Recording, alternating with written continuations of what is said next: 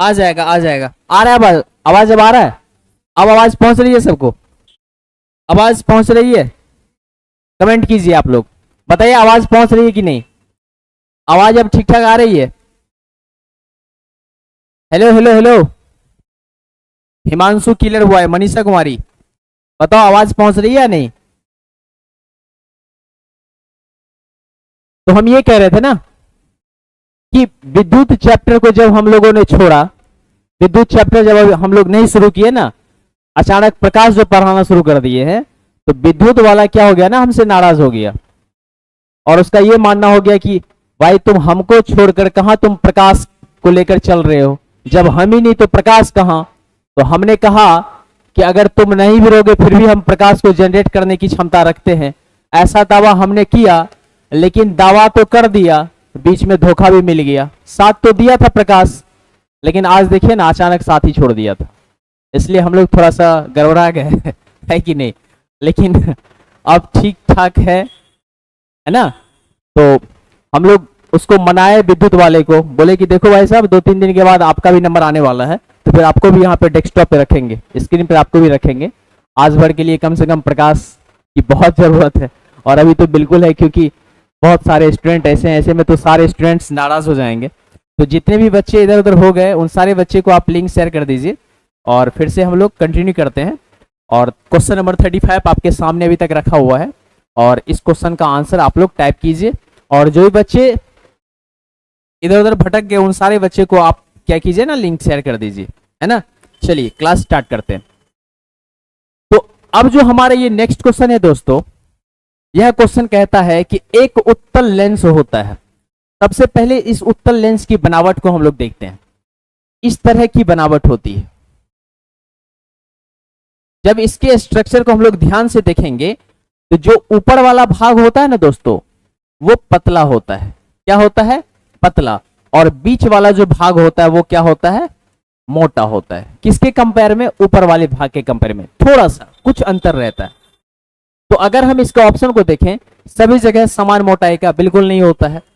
बीच की अपेक्षा किनारों पर मोटा, किनारों पर मोटा होता ही नहीं है ना। किनारों पर मोटा नहीं होता है, क्या होता है? पतला होता है। किनारों की अपेक्षा बीच में मोटा, बिल्कुल किनारों की अपेक्षा बीच में क्या होता है? मोटा। किनारा कैसा होता है? पतला होता है, और बीच क्या होता है दोस्तों? मोटा होता है।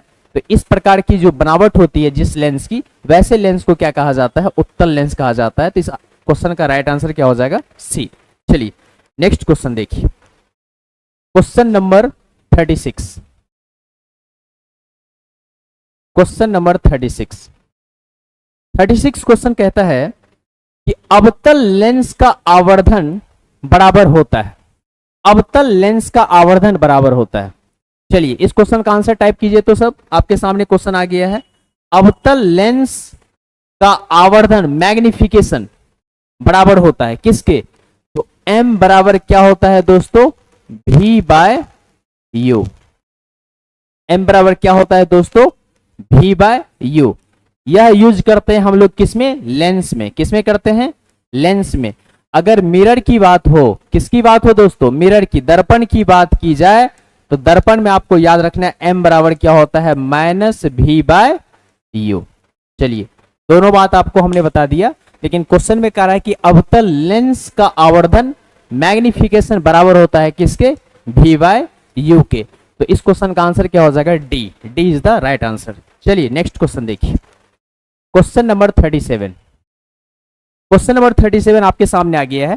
चलिए इसका आंसर टाइप कीजिए। क्वेश्चन नंबर 37 कहता है गोलीय दर्पण में फोकसांतर एवं वक्रता त्रिज्या के बीच संबंध। बिल्कुल सिंपल सा क्वेश्चन है, और उसका डेरिवेशन भी हम लोग क्लास में देख चुके हैं।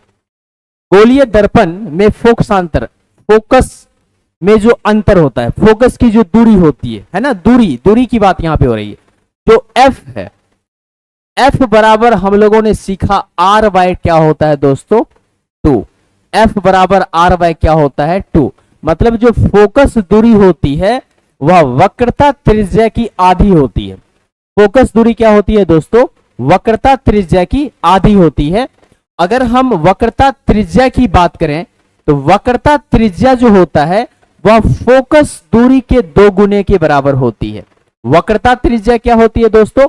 फोकस दूरी के दोगुने के बराबर होती है, जबकि फोकस दूरी वक्रता त्रिज्या के क्या होती है, आधी होती है ना। फोकस दूरी वक्रता त्रिज्या की आधी होती है और वक्रता त्रिज्या फोकस दूरी के 2 गुने होती है। तो इस क्वेश्चन का राइट आंसर क्या हो जाएगा दोस्तों, r बराबर 2f, ये तो है, ये तो बिल्कुल है।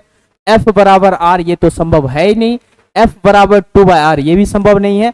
r बराबर f/2, ये भी संभव नहीं है। तो option number A is the right answer, है ना दोस्तों।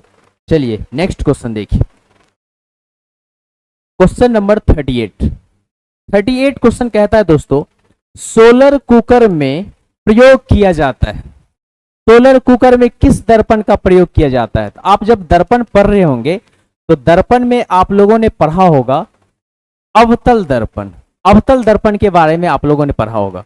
तो अवतल दर्पण के बारे में जब आप पढ़े होंगे तो उसमें लिखाया गया होगा, उसमें आप देखे होंगे कि अवतल दर्पण का प्रयोग सौर भट्ठी में, सोलर कुकर में भी किया जाता है। तो इसका आंसर क्या हो जाएगा दोस्तों, राइट आंसर ए, अवतल दर्पण। चलिए नेक्स्ट क्वेश्चन देखिए, question number 39, question number 39 number question कहता है दोस्तों, उत्तल लेंस में बना प्रतिबिंब होता है, कैसा होता है। आप लोग आंसर टाइप कीजिए, उत्तल लेंस में बना प्रतिबिंब कैसा होता है। सबका आंसर आना चाहिए। 38 का आंसर, सॉरी 39, क्वेश्चन नंबर 39 आपके सामने आ गया है और इस क्वेश्चन का आंसर आप लोग फटाफट टाइप कीजिए। उत्तल लेंस में बना प्रतिबिंब होता है, कैसा होता है। तो आप उत्तल लेंस बनाइए और उत्तल लेंस में जब प्रतिबिंब की बात करेंगे तो आपको हम बताए थे, उत्तल लेंस का मतलब अवतल दर्पण, उत्तल लेंस का मतलब अवतल दर्पण। तो अवतल दर्पण को आप याद कीजिए, तो उसमें प्रतिबिंब कैसा बनता है, तो वास्तविक बनता है।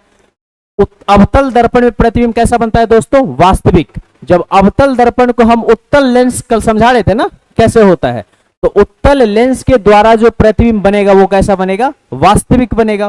कैसा बनेगा, वास्तविक बनेगा। और वास्तविक प्रतिबिंब जो होता है दोस्तों वो कैसा होता है, उल्टा होता है। कैसा होता है, उल्टा। वास्तविक मतलब उल्टा, याद रखना आपको। अगर वास्तविक प्रतिबिंब बन रहा है, प्रतिबिंब अगर वास्तविक है तो ये हमेशा कैसा होगा दोस्तों, उल्टा होगा। प्रतिबिंब अगर काल्पनिक बन रहा है, कैसा बन रहा है, काल्पनिक बन रहा है, तो ये हमेशा कैसा होगा, सीधा होगा। ये बात आपको याद रखना है। अगर वास्तविक की बात की जाए तो वो उल्टा होगा, काल्पनिक की बात की जाए तो वो क्या होगा, सीधा होगा। तो क्वेश्चन कह रहा है दोस्तों, उत्तल लेंस में बना प्रतिबिंब, तो उत्तल लेंस में प्रतिबिंब कैसा बनता है, वास्तविक बनता है। और जब वास्तविक है तो वो कैसा होगा, उल्टा होगा। कैसा होगा, उल्टा। चलिए option number B is the right answer. Question number 40, question number 40 number question कहता है, उत्तल लेंस में जब बिंब, बिंब का मतलब समझते हैं ना, बिंब का मतलब वस्तु, बिंब का मतलब वस्तु, याद रखिएगा, बिंब का मतलब वस्तु, F और 2F के बीच रखा जाता है तो उसका प्रतिबिंब कैसा होता है। किसमें रखा गया है, उत्तल लेंस में। किसमें रखा गया है, उत्तल लेंस में। तो एक बात तो कंफर्म है, अगर उत्तल लेंस में है तो मैक्सिमम उसका जो इमेज बनता है वो कैसा बनता है, वास्तविक बनता है। तो वास्तविक वाला ही, अच्छा वास्तविक वाला भी डबल डबल ऑप्शन में है।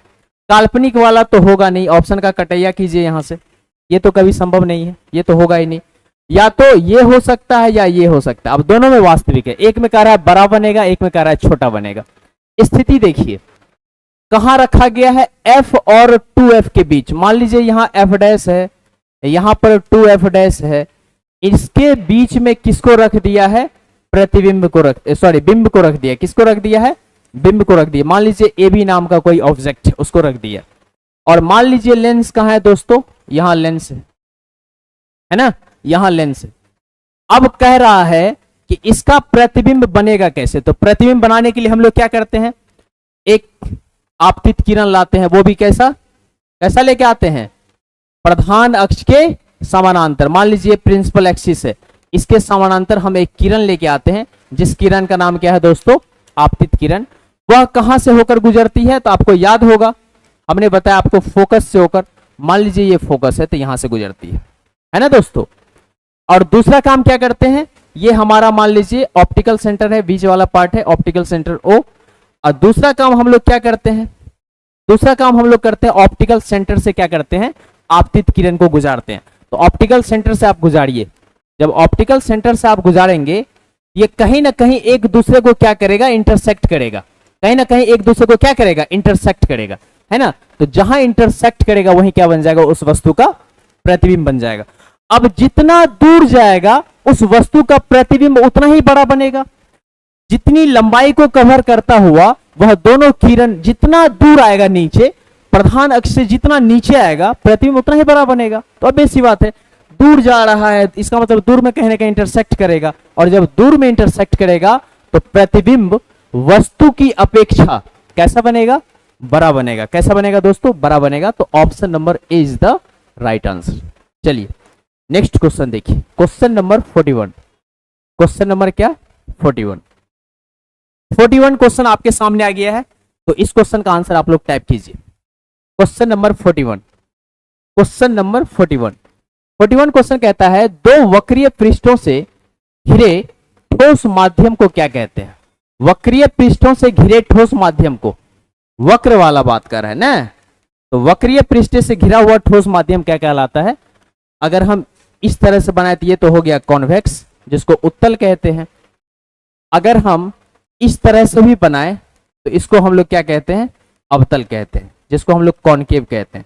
तो कहीं ना कहीं आपको दिख रहा है दो वक्रीय पृष्ठ आपस में जब जुड़ेगा या तो अवतल बनेगा या तो उत्तल बनेगा, यही बन सकता है ना, या तो उत्तल बने या तो अवतल बने, वो भी क्या, लेंस। क्या बनेगा दोस्तों, लेंस। तो आंसर में हमारा क्या हो जाएगा, गोलीय त्रिज्या, गोलीय लेंस, समतल दर्पण। तो लेंस की बात है, उत्तल अवतल किसका भाग होता है, वो गोलीय लेंस का होता है। तो option number C is the right answer. चलिए नेक्स्ट क्वेश्चन देखिए, क्वेश्चन नंबर 42। 42 नंबर क्वेश्चन आपके सामने आ गया। चलिए इसका आंसर टाइप कीजिए, क्वेश्चन नंबर 42। 42 कहता है वह गोलीय दर्पण जो बाहर की तरफ वक्रित हो। किधर वक्रित हो दोस्तों, बाहर की तरफ, बाहर की तरफ वक्रित हो। ये इनर सरफेस हो गया और वो आउटर सरफेस। दर्पण के भी दो सतह होते हैं, एक होते हैं आंतरिक सतह और एक होता है बाहरी सतह। क्या होता है दोस्तों, बाहरी सतह।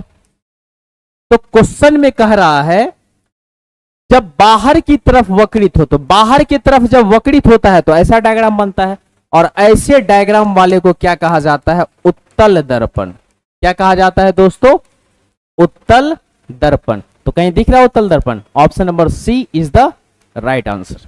चलिए नेक्स्ट क्वेश्चन देखिए, क्वेश्चन नंबर 43।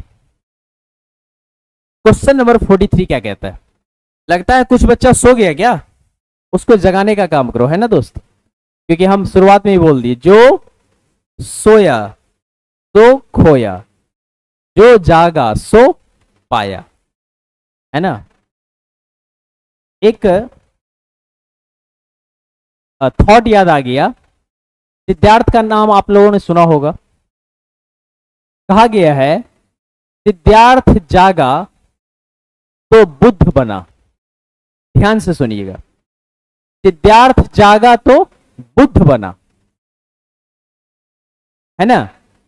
सिद्धार्थ जागा तो बुद्ध बना, अशोक जागा तो सम्राट बना, भीमराव अंबेडकर जागे तो एक राष्ट्र बना, और हम आप जागेंगे तो एक देश बन जाएगा।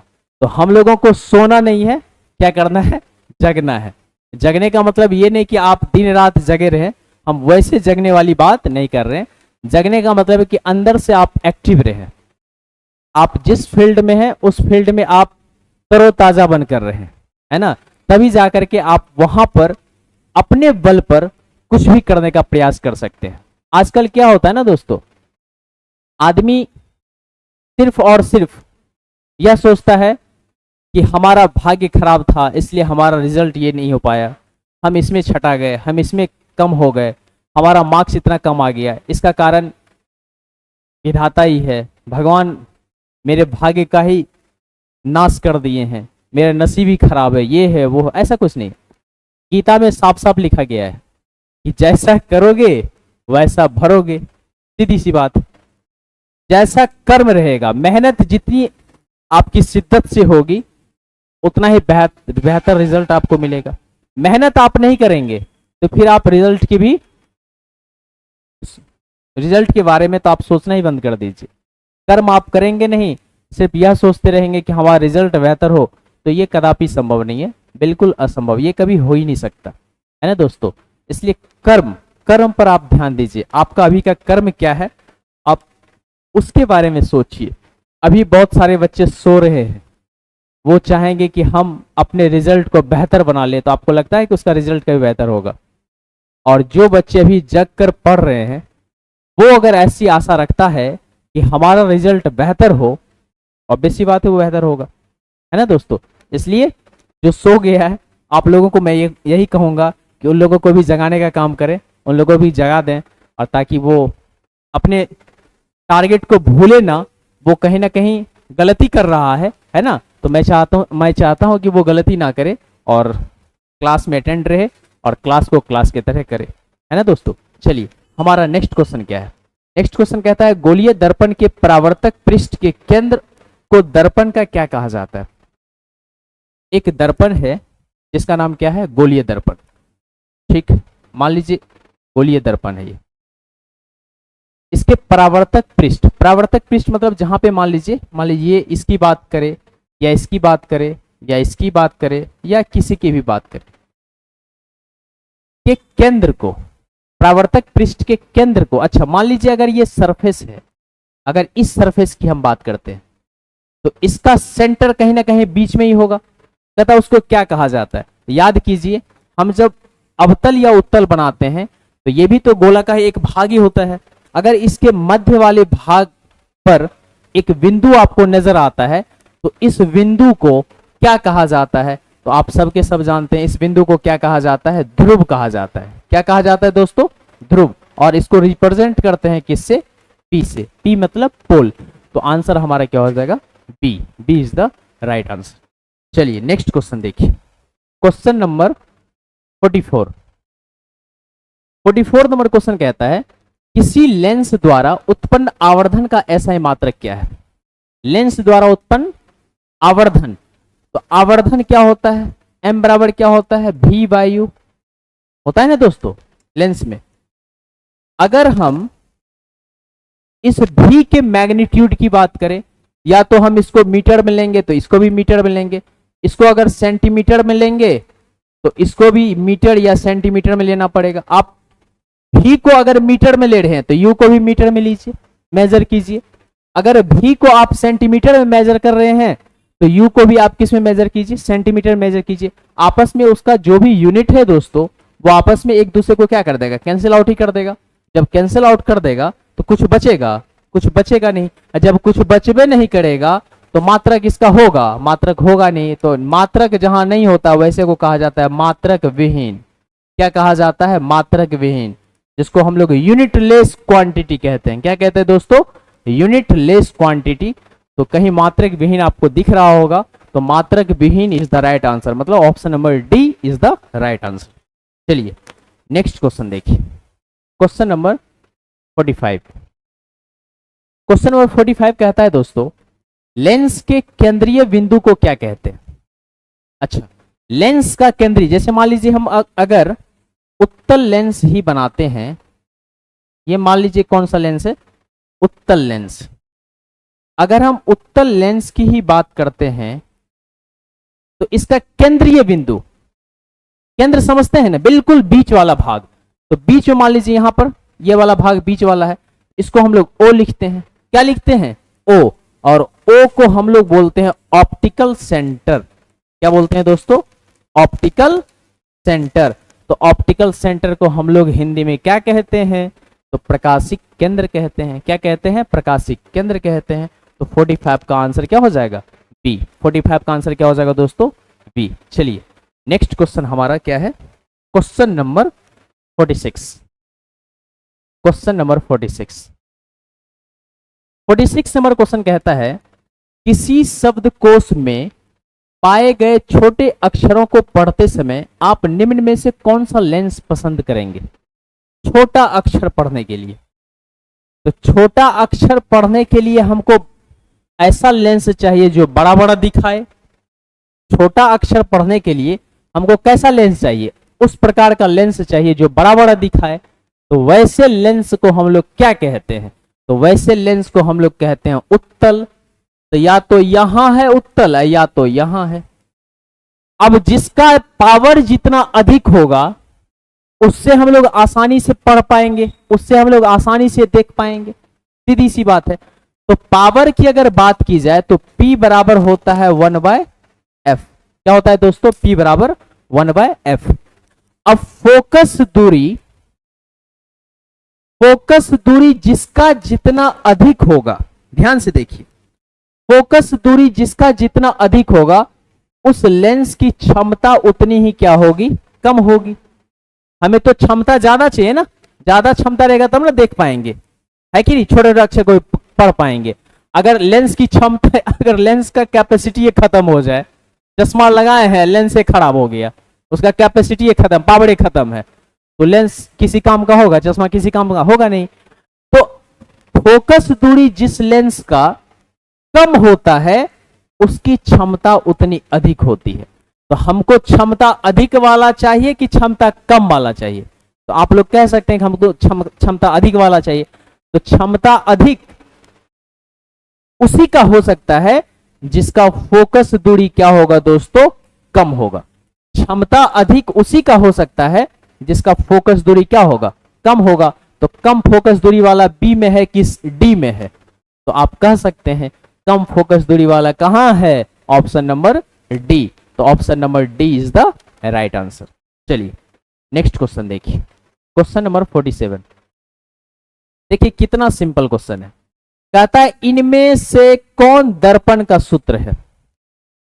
दर्पण सूत्र याद है? 1/v प्लस 1/u बराबर 1/f।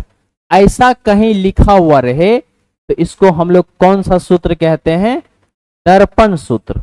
कौन सा सूत्र कहते हैं दोस्तों? दर्पण सूत्र।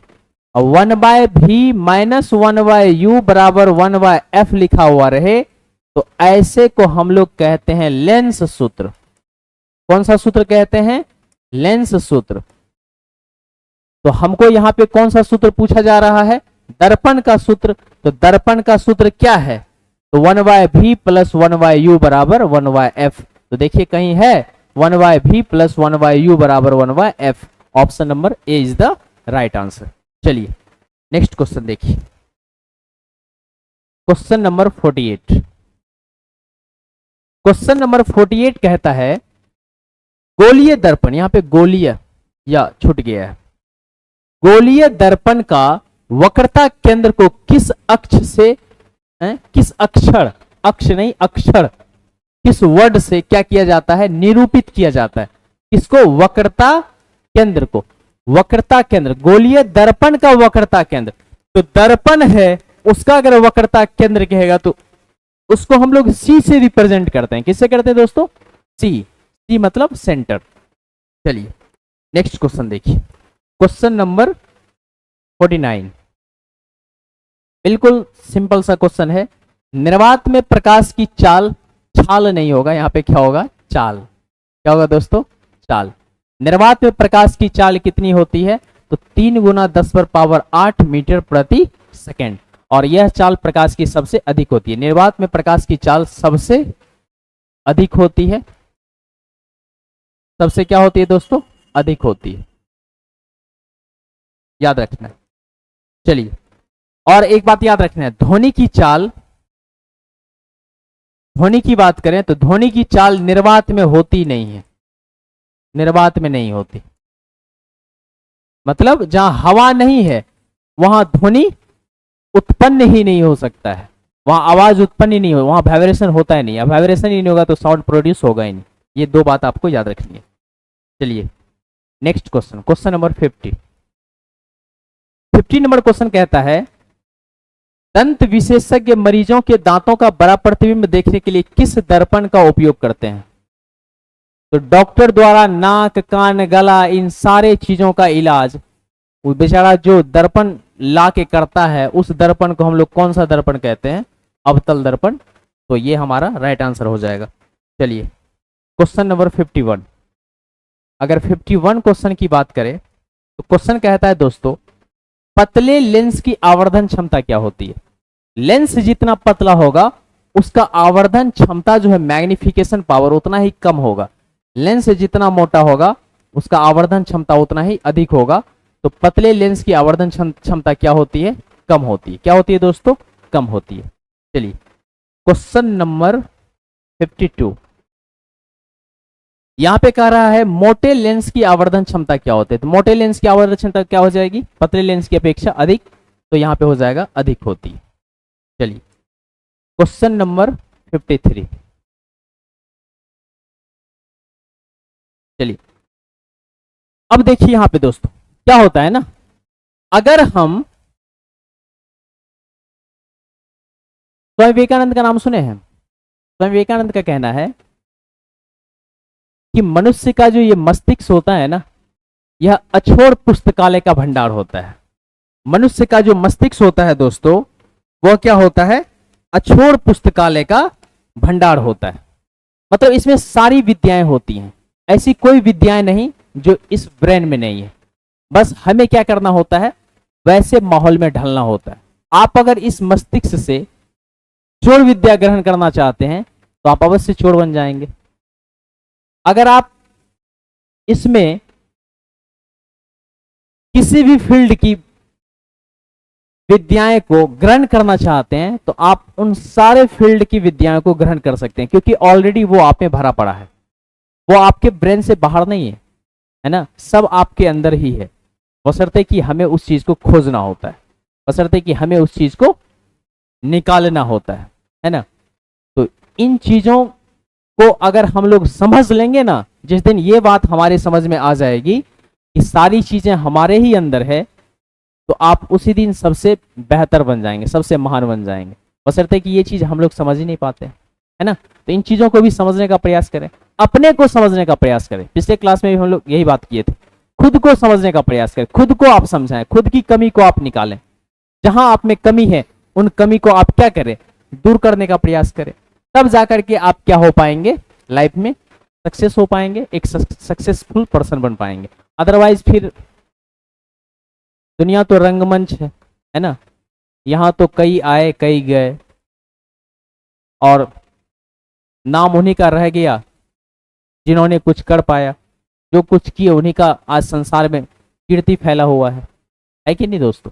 चलिए नेक्स्ट क्वेश्चन हमारा देखिए, कर अवतल दर्पण है, उसके ध्रुव और मुख्य फोकस के बीच रखे बिंब का प्रतिबिंब की प्रकृति होती है। अवतल दर्पण में 6 तरह का प्रतिबिंब बनता है। प्रतिबिंब की स्थिति 6 तरह की होती है, आप लोगों को अच्छे से पता है।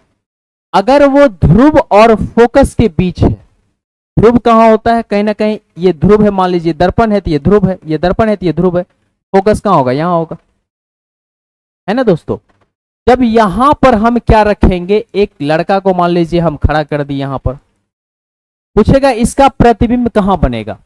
तो प्रतिबिंब बनाने के लिए 2 बात करते हैं, एक तो लेके आते हैं ऊपर से और ये जाना चाहेगा कहां से, यहां से, और दूसरा हम कहां से गुजारते हैं। तो दूसरा अगर हम मान लीजिए प्रधान अक्ष के समानांतर नहीं, अगर हम फोकस पर लेके आए तो वो कहीं ना कहीं रिफ्लेक्ट कर जाएगा, और इन दोनों को हम लोग क्या करते हैं, डॉट डॉट करके पीछे कहीं ना कहीं क्या करते हैं, मिलाने का काम करते हैं। तो जहां मिलता है वहीं प्रतिबिंब बन जाता है, और जहां प्रतिबिंब बना और इस तरह से इस स्थिति में जब वस्तु का प्रतिबिंब बनता है तो वैसे प्रतिबिंब को हम लोग क्या कहते हैं, काल्पनिक कहते हैं। दर्पण के पीछे बना प्रतिबिंब क्या कहलाता है, काल्पनिक। और काल्पनिक प्रतिबिंब जब बनता है तो वो कैसा होता है, सीधा होता है। वास्तविक बनेगा तो वो कैसा होगा, उल्टा, याद रखना है। काल्पनिक बनेगा तो वो कैसा होगा, सीधा। और काल्पनिक को हम लोग आभासी भी कहते हैं। तो यहाँ पे आभासी और उल्टा, आभासी कभी उल्टा हो नहीं सकता है, आभासी एवं सीधा ये सही है, काल्पनिक एवं सीधा ये भी सही है।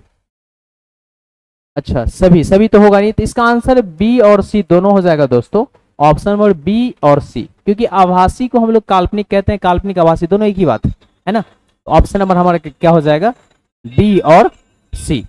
चलिए नेक्स्ट क्वेश्चन देखिए, क्वेश्चन नंबर 54। क्वेश्चन नंबर 54 क्या कहता है?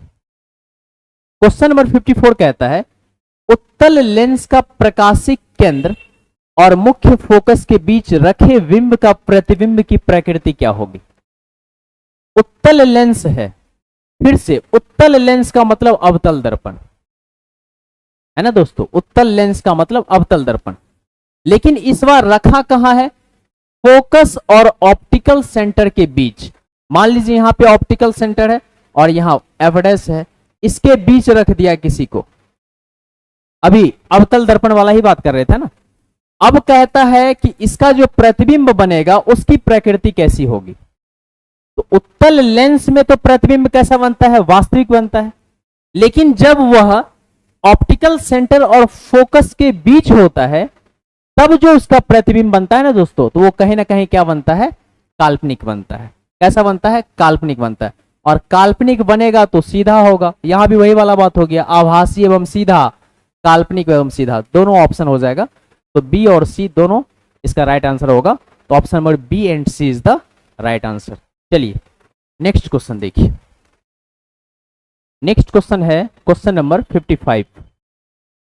क्वेश्चन नंबर 55 कहता है दोस्तों अवतल दर्पण के मुख्य फोकस पर रखे बिंब का प्रतिबिंब की स्थिति होती है। अवतल दर्पण के मुख्य फोकस पर, अच्छा फोकस पर जब हम प्रतिबिंब को रखते हैं तो उसका जो प्रतिबिंब बनता है दोस्तों वो कहां बनता है? अनंत में बनता है। कहां बनता है? अनंत पर बनता है, सीधी सी बात।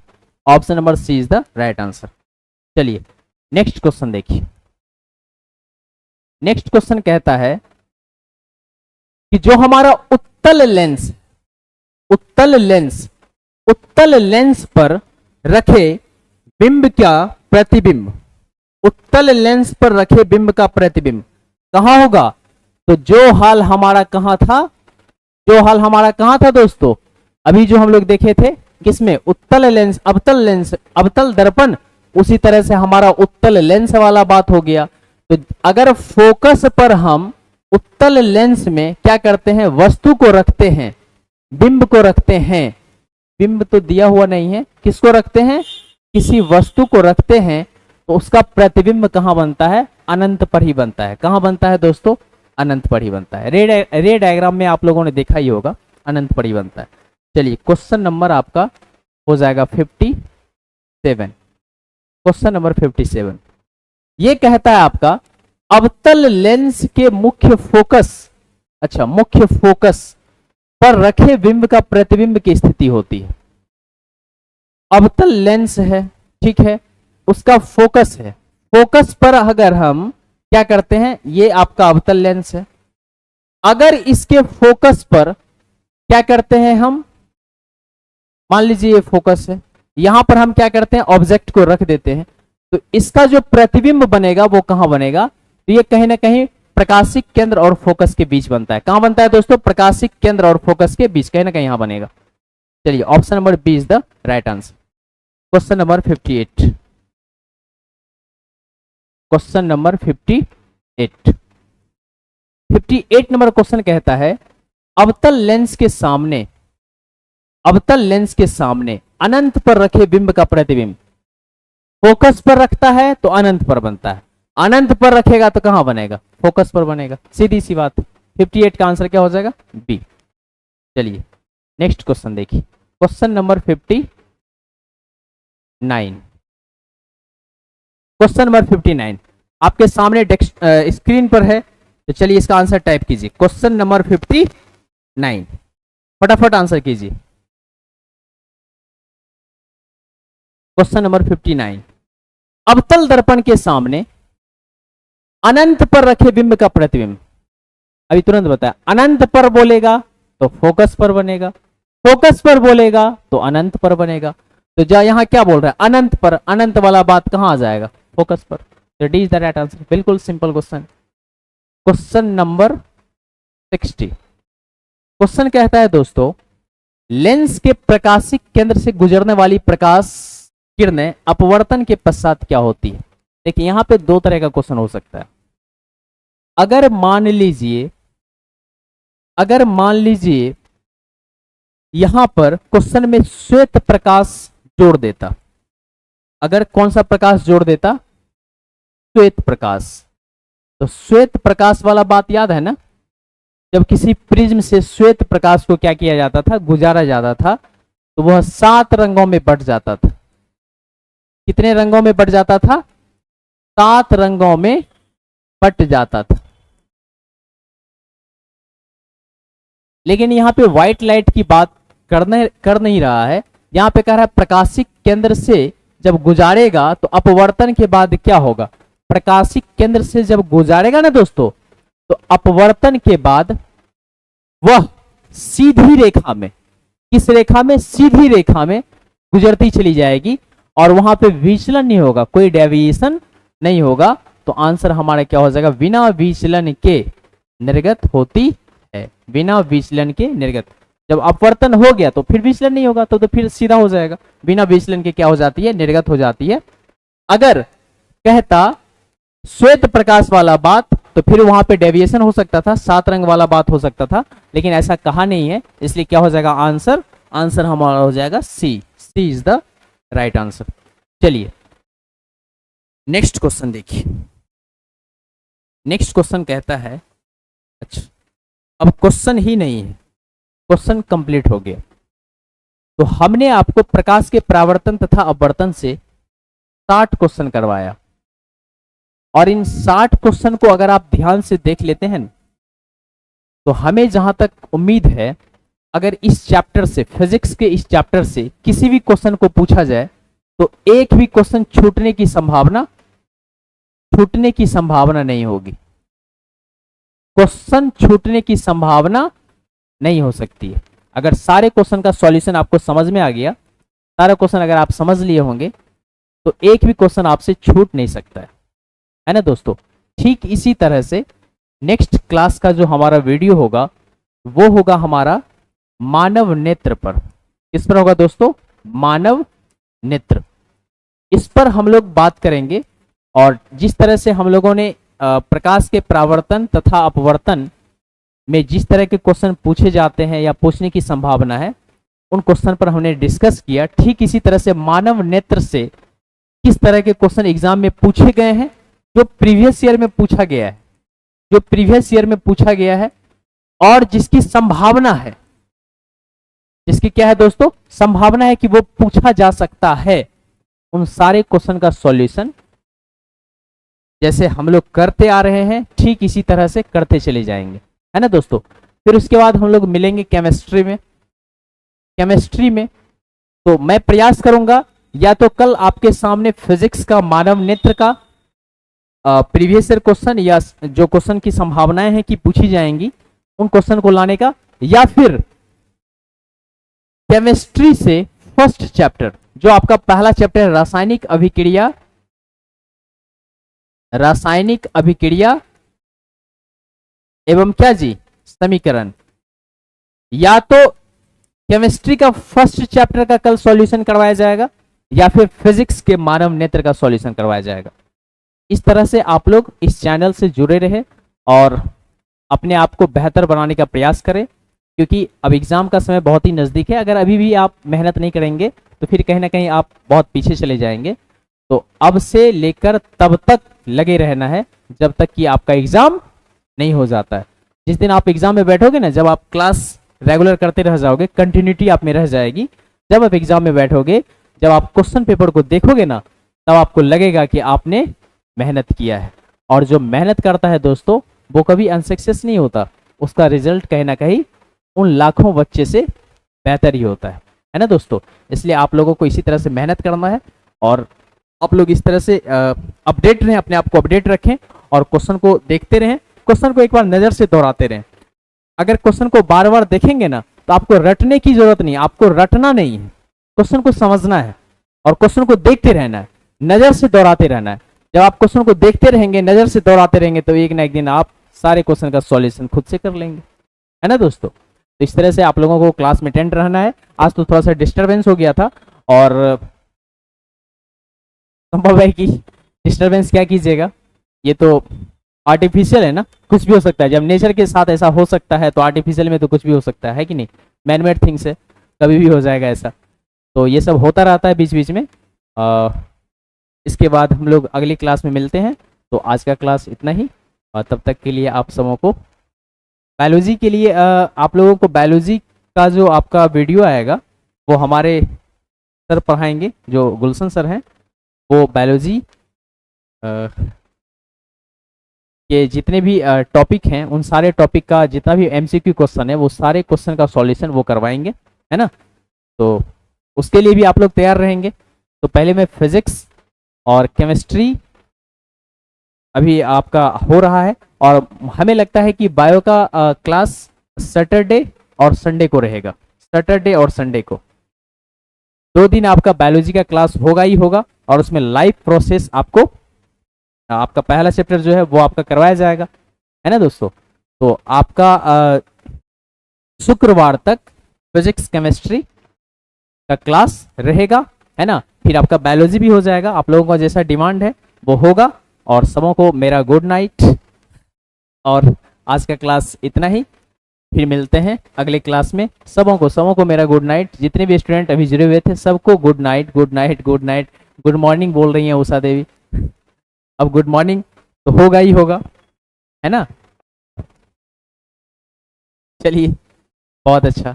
तो आज का क्लास इतना ही, फिर मिलते हैं हम अगले क्लास में। तब तक के लिए धन्यवाद।